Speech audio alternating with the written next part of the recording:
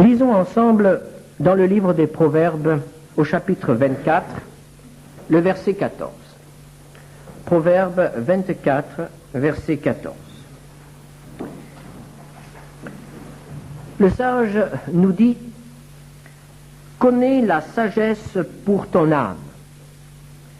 Si tu la trouves, il est un avenir, et ton espérance ne sera pas anéantie.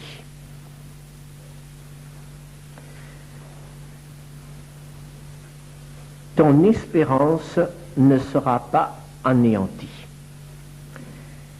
Il est un avenir. C'est ainsi que s'exprime cet homme qui, sous le regard de Dieu, nous transmet ce qu'il a appris à l'école du Seigneur. Il est un avenir.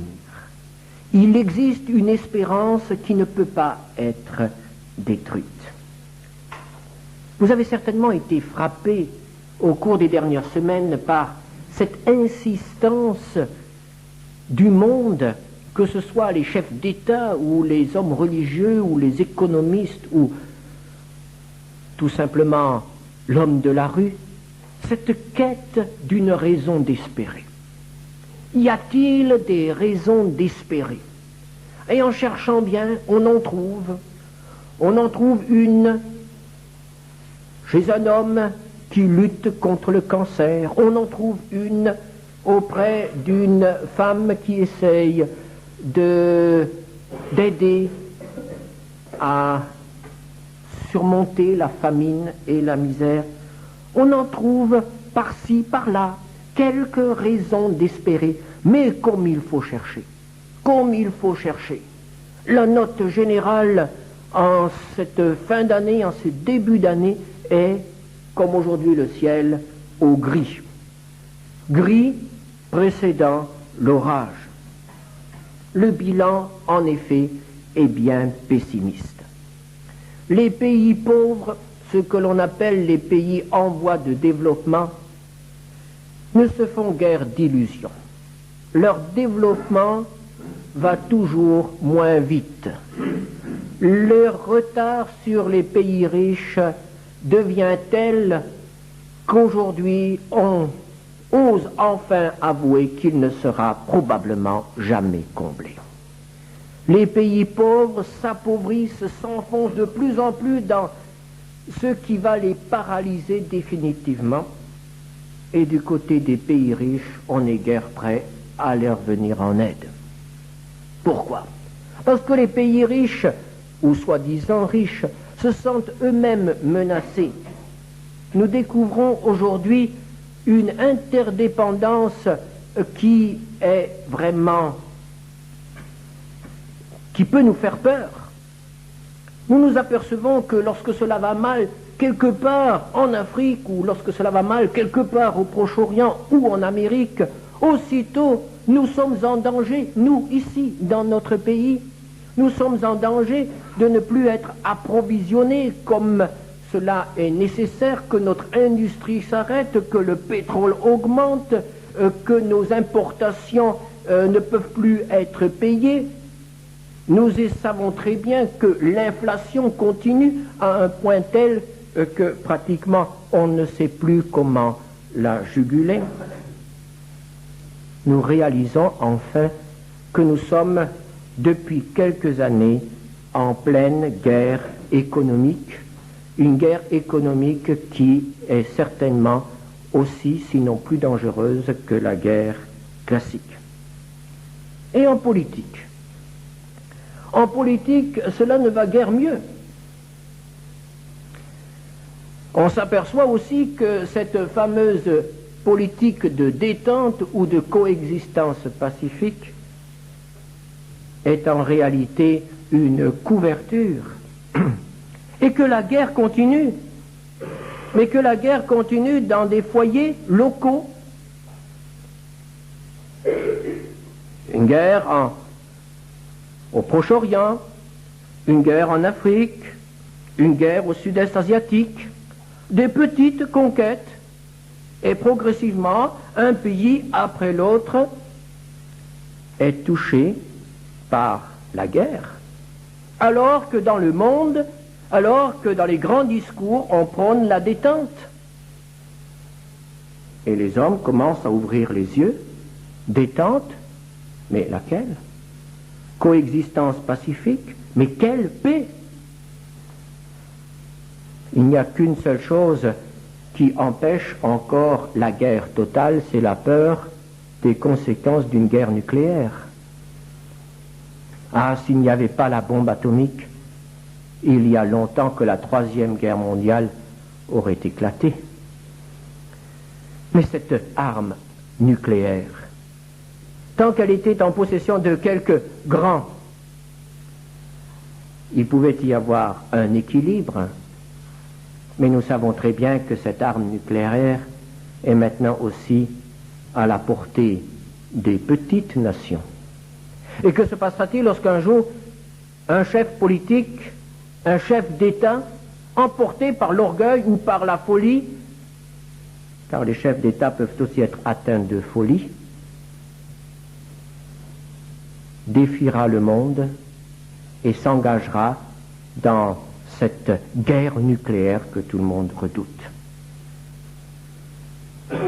La paix, une drôle de paix, une paix au nom de laquelle des peuples entiers sont sacrifiés, abandonnés. Mais cette paix si précaire ne pourra peut-être pas être gardée, préservée plus longtemps. Et la société, et les hommes. Est-ce que de ce côté-là, il y a des raisons d'espérer? Est-ce qu'en regardant comment se comportent les hommes aujourd'hui, que ce soit dans nos pays ou ailleurs, est-ce qu'il y a une raison d'espérer? Est-ce que l'on peut entrevoir quelque part une lueur, un retour à des valeurs morales sûres? Il faut bien reconnaître que non. Toutes les valeurs sont renversées. Il n'y a plus de sens civique. Parler de patriotisme à nos jeunes aujourd'hui, ils vous rient au nez. En tout cas dans notre pays. Qui serait encore prêt à faire quelque chose pour son pays aujourd'hui? Qui?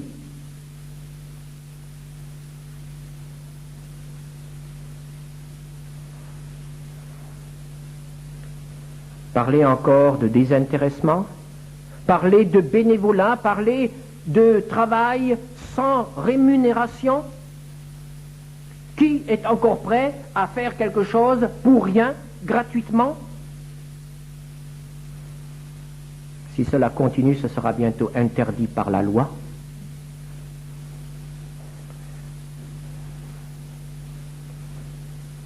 La générosité.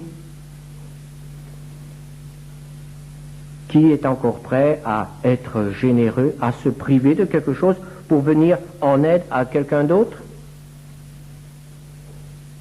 Le respect des valeurs familiales, le respect de l'autorité dans la famille, le respect de l'autorité au lieu de travail, le respect de l'autorité dans le pays.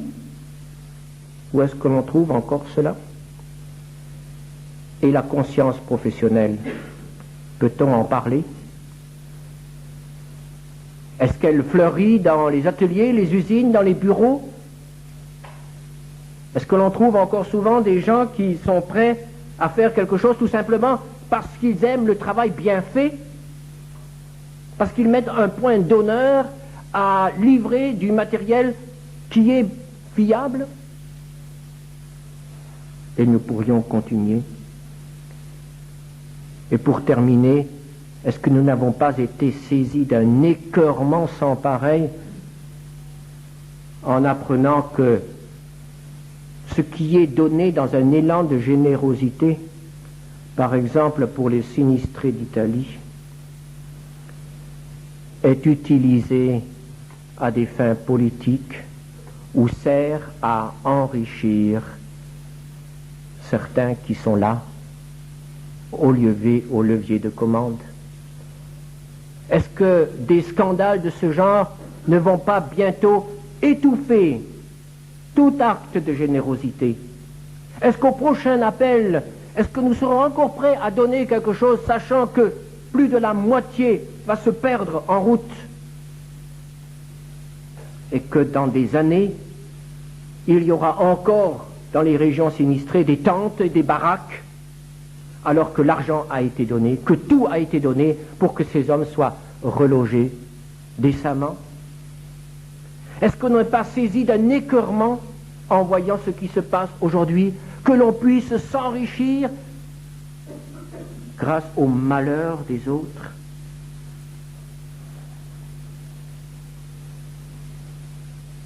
Et finalement, on a recours à la violence pour n'importe quelle raison, pour défendre une idée, pour obtenir un droit. On est prêt à tout. Il faut dire que notre monde, notre société est bien malade. Notre peuple est bien malade, atteint d'un mal qui le ronge dans ses valeurs les meilleures, les plus sûres. Il n'y aura bientôt plus rien, comme ces maisons qui sont debout mais qui sont entièrement rongées par les termites. Il faut peu de choses pour que tout s'effondre. Et ce qui paraît encore être debout aujourd'hui dans notre pays s'effondrera à la moindre bourrasque. Y a-t-il des raisons d'espérer? Et on cherche. Alors on cherche du côté des économistes, de ceux qui connaissent les lois du marché, de l'offre et de la demande, de ceux qui lisent les statistiques ou qui les établissent et qui nous prédisent toutes sortes de choses pour les prochaines années.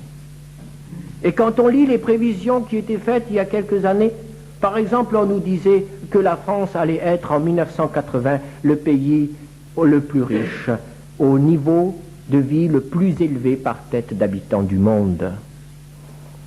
C'était des prévisions très sûres, c'était des prévisions fondées sur des statistiques.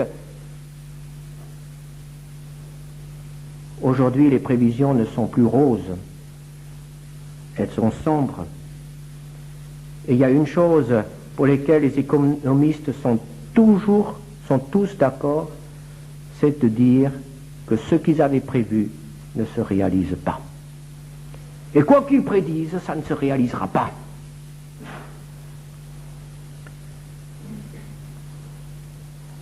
Ils nous disent que ça ira mieux dans 6 mois. Il y a des années que nous attendons la fin des 6 mois.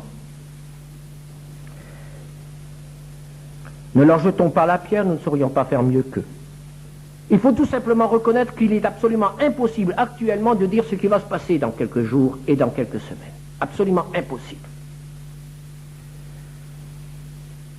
Les politiciens, de leur côté, font aussi des promesses.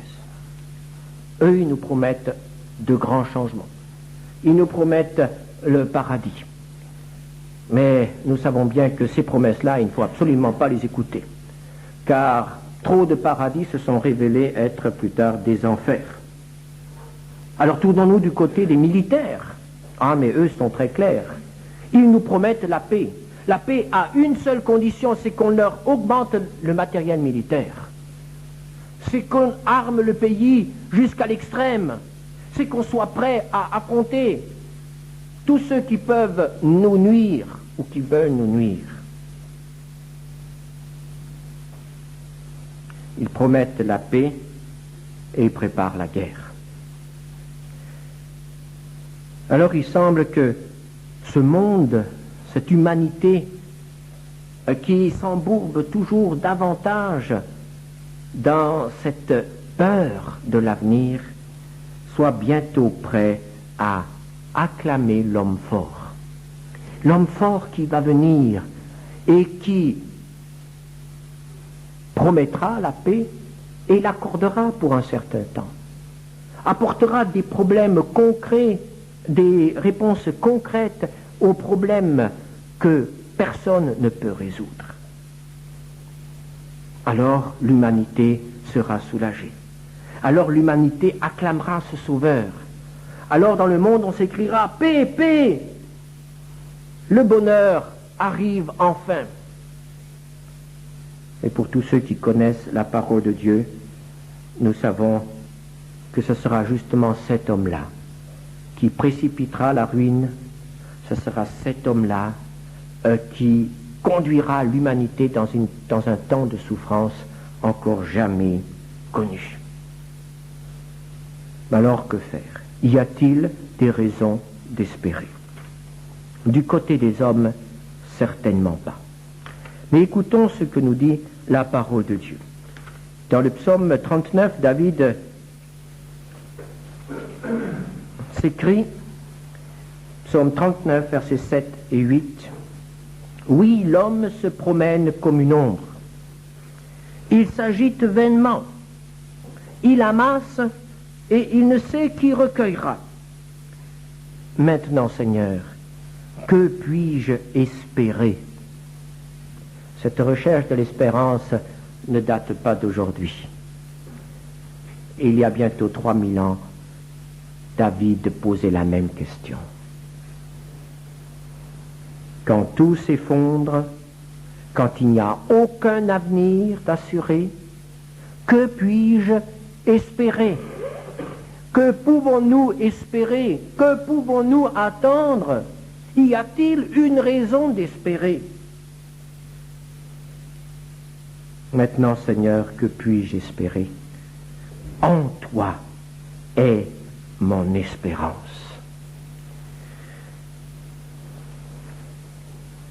On nous répondra, voilà bien le réflexe habituel. Quand l'homme a peur, il se réfugie dans le religieux.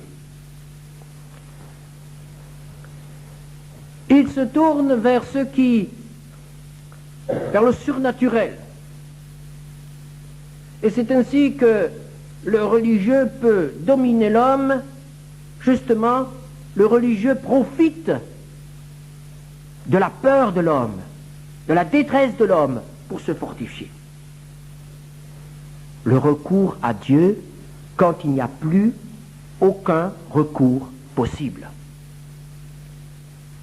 Est-ce un réflexe de peur ou est-ce un réflexe, un refus de combat? Je ne veux pas lutter, je ne me sens pas en mesure de lutter. Alors, je me referme sur moi-même et je cherche la divinité, je cherche le surnaturel, je cherche le secours auprès de quelqu'un qui est au-dessus de moi. Ou bien est-ce un réflexe de sagesse? Essayons de voir pourquoi c'est un réflexe de sagesse. Pourquoi? Nous connaissons ce que nous dit la Bible de Dieu, de sa personne, de son œuvre. Mais nous voulons quand même reprendre quelques textes qui peuvent nous aider. Par exemple, psaume 93, versets 1 et 2. L'Éternel règne. Il est revêtu de majesté. L'Éternel est revêtu, il est ceint de force. Aussi le monde est ferme, il ne chancelle pas. Ton trône est établi dès les temps anciens. Tu existes de toute éternité. Que nous apprend ce texte? Ce texte nous apprend que si tout est en mutation, si tout se transforme, Dieu, lui, ne change pas. Il reste le même, d'éternité en éternité. Le même quant à sa personne, le même quant à sa volonté. Il reste éternellement le même aussi quant à sa puissance. Ce Dieu qui a créé l'univers n'a pas perdu de sa puissance. Il est encore capable de faire des choses aussi grandes, et nous savons qu'il peut en faire des plus grandes encore que ce qu'il a fait dans le passé. Lui seul peut affermir le monde. Quand tout s'écroule, il est le dernier recours. Parce qu'il a la puissance, parce qu'il a le pouvoir de changer les événements, parce qu'il a le pouvoir d'intervenir dans la marche du temps et de l'histoire. ce Dieu tout-puissant, c'est aussi le Dieu qui nous aime. Écoutons ce que dit Jérémie. Jérémie, un homme qui a vécu à une époque où tout s'écroulait, où il n'y avait plus d'espérance pour son peuple, puisque l'ennemi était à la porte, et Jérémie savait que l'ennemi allait remporter la victoire, et ce sera la déportation, la destruction du pays. 70 années de détresse. Jérémie, chapitre 29, verset 11.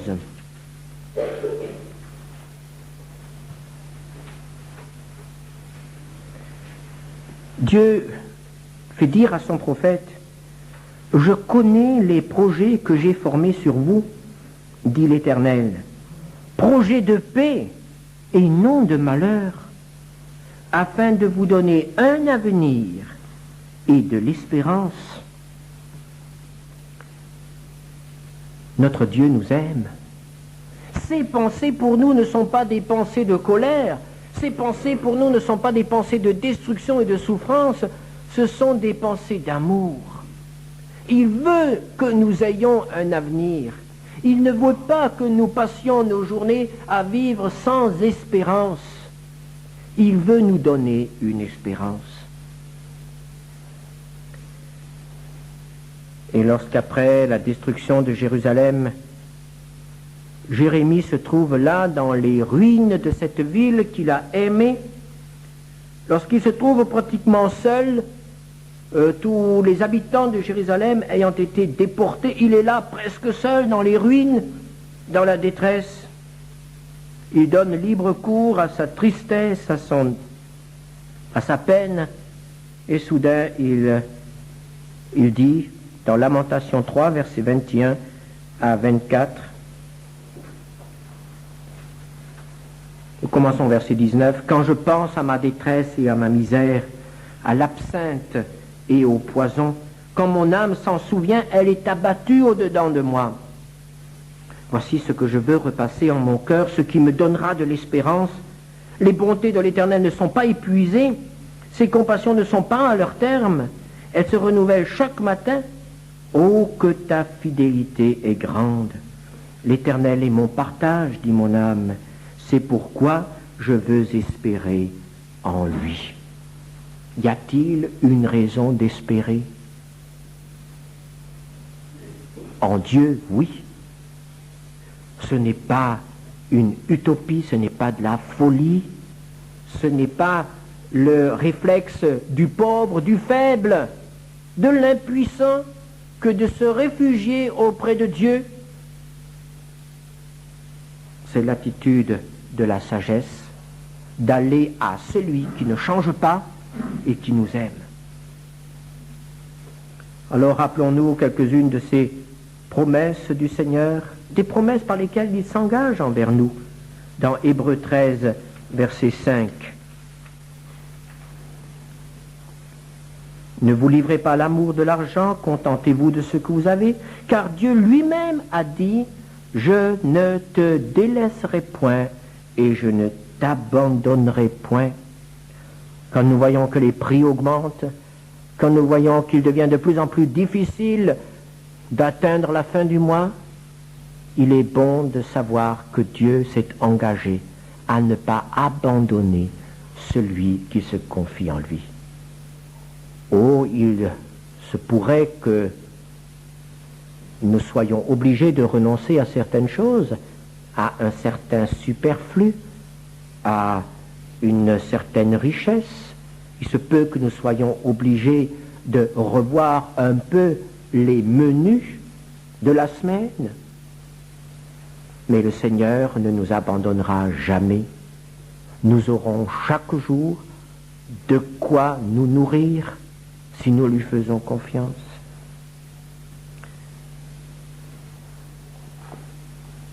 Est-ce qu'il y a des moments où la vigilance ou la bienveillance du Seigneur peut faire défaut? Écoutons ce qu'il dit dans le psaume 121, verset 4. Voici, ne sommeille ni ne dort celui qui garde Israël. Et c'est aussi vrai pour nous. Il est là, toujours présent, toujours attentif. Nous sommes les bien-aimés de son cœur, parce que nous avons été rachetés par le Seigneur Jésus-Christ. Le recours à lui n'est donc pas illusoire. Y a-t-il une raison d'espérer? Oui. Oui, pour celui qui connaît le Seigneur Jésus-Christ comme son Sauveur et Seigneur. Alors revenons maintenant à notre proverbe. Proverbe 24, verset 14, qui nous dit « Connais la sagesse pour ton âme.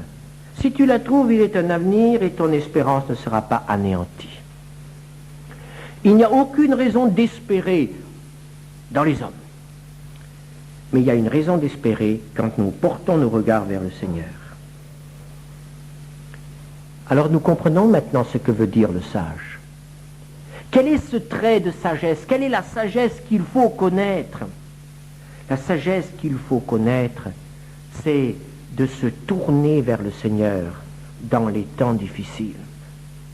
La parole de Dieu nous dit que la crainte de l'Éternel est le commencement de la sagesse. Et je pense que c'est souvent ce qui nous manque, même à nous qui nous disons chrétiens, la crainte de l'Éternel. Nous sommes parfois bien légers dans les choses du Seigneur. Nous sommes parfois bien superficiels dans les engagements que nous prenons et que nous ne tenons pas envers le Seigneur. Nous sommes bien paresseux dans l'œuvre, dans l'accomplissement de l'œuvre qu'il nous confie. La crainte de l'Éternel, est-ce qu'elle est dans notre cœur? Reconnaître qu'il est roi, qu'il est le souverain de l'univers, reconnaître que ses lois sont bonnes et les mettre en pratique. Ah, comme il est parfois difficile de nous soumettre à l'autorité de la parole de Dieu. Comme il faut parfois discuter avec les jeunes pour leur faire comprendre que c'est la parole de Dieu et que la parole de Dieu ne se discute pas. Que les lois du Seigneur doivent s'appliquer et qu'elles sont valables aussi bien pour nous qui vivons au XXe siècle que pour David, que pour les apôtres. C'est toujours valable. Rien ne change. Dans les lois morales, notamment. Et ça ne se discute pas. Et le temps que l'on passe à discuter est du temps perdu. Parce qu'avec Dieu, on ne discute pas. La crainte de l'Éternel dans l'engagement. Ah, comme il faut peu de choses pour nous décourager. Mais si la crainte de l'Éternel habitait notre cœur, nous reconnaîtrions nos manquements, nous serions devant lui en train de lui demander pardon et de lui dire « Seigneur, je n'ai pas été fidèle.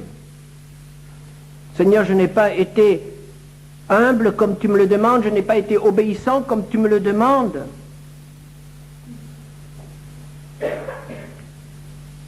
Demandons au Seigneur de nous rappeler ce que c'est que la crainte de l'Éternel. Et alors, nous aurons fait les premiers pas dans la découverte de la sagesse.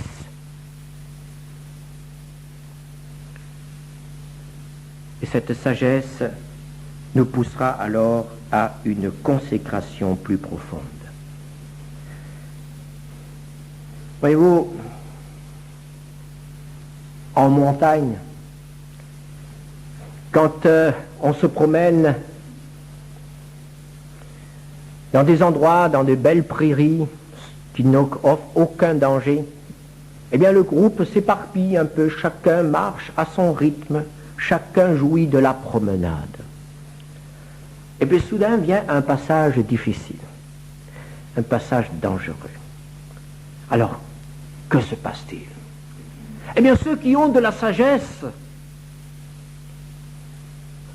se mettent tout près du guide et font ce que le guide leur dit. Dans les passages difficiles, on se rapproche du guide. Je n'oublierai jamais une visite guidée d'un cratère en Italie. Nous étions 40 ou 50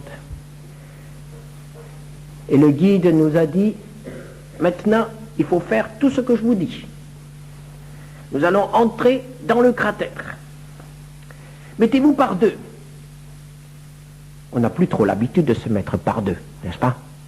Même à l'école, on ne se met plus en rang de deux. Mettez-vous par deux. Eh bien, tout le monde s'est mis par deux. Et je vous assure que personne ne s'éloignait du petit sentier que le guide nous traçait. Parce qu'il nous disait, vous voyez là, à 20 cm dessous, il y a de la lave à 2000 degrés. Et puis il nous montrait que ça sonnait creux.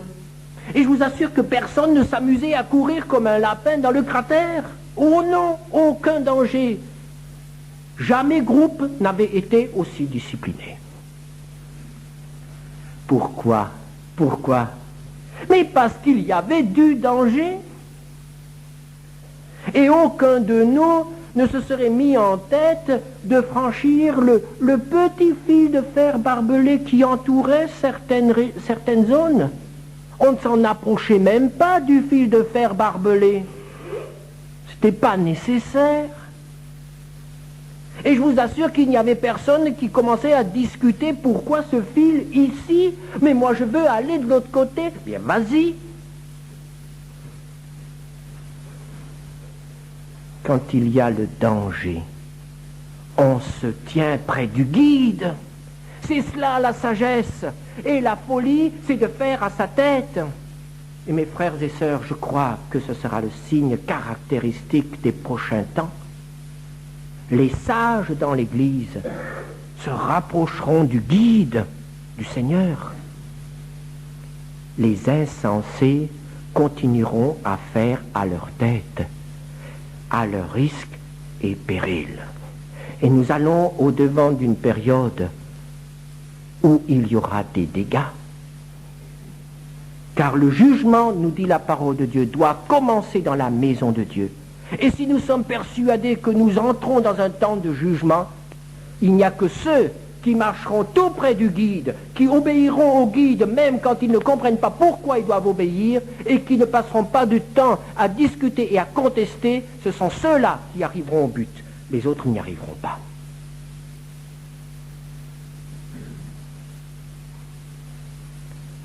En période difficile, il faut s'attacher au guide.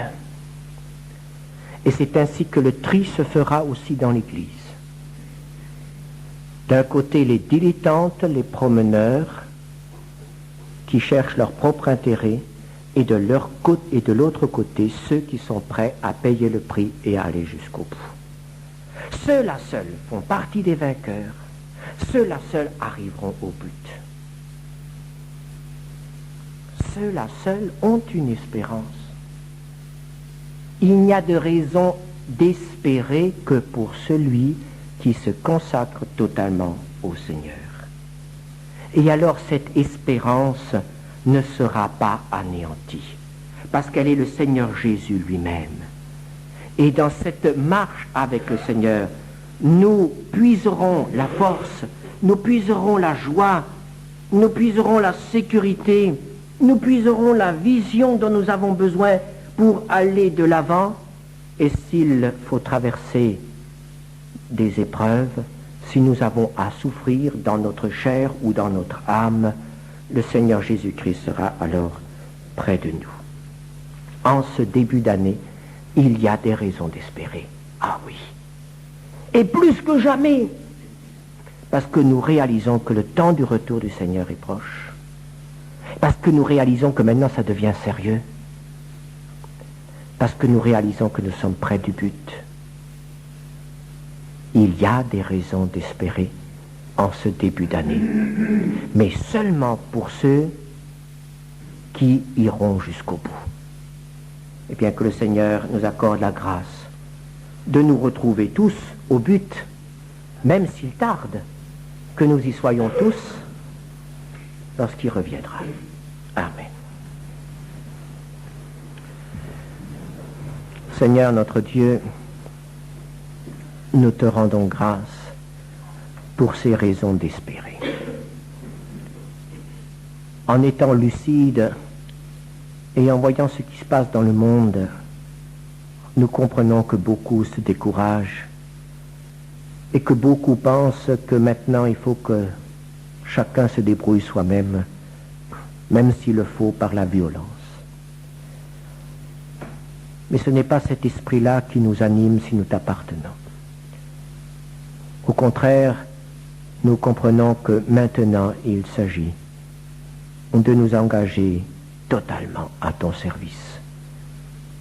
Et c'est ce que nous voulons faire, afin que le peu de temps qui reste encore puisse être racheté, et que nous puissions faire de cette année 81 une année de service, où nous aurons surmonté certains blocages intérieurs, parce que nous serons plus près de toi. Nous t'en remercions, Seigneur, et nous appelons à ton secours. Nous attendons ton secours, Seigneur. Nous en avons besoin, car nous ne trouvons pas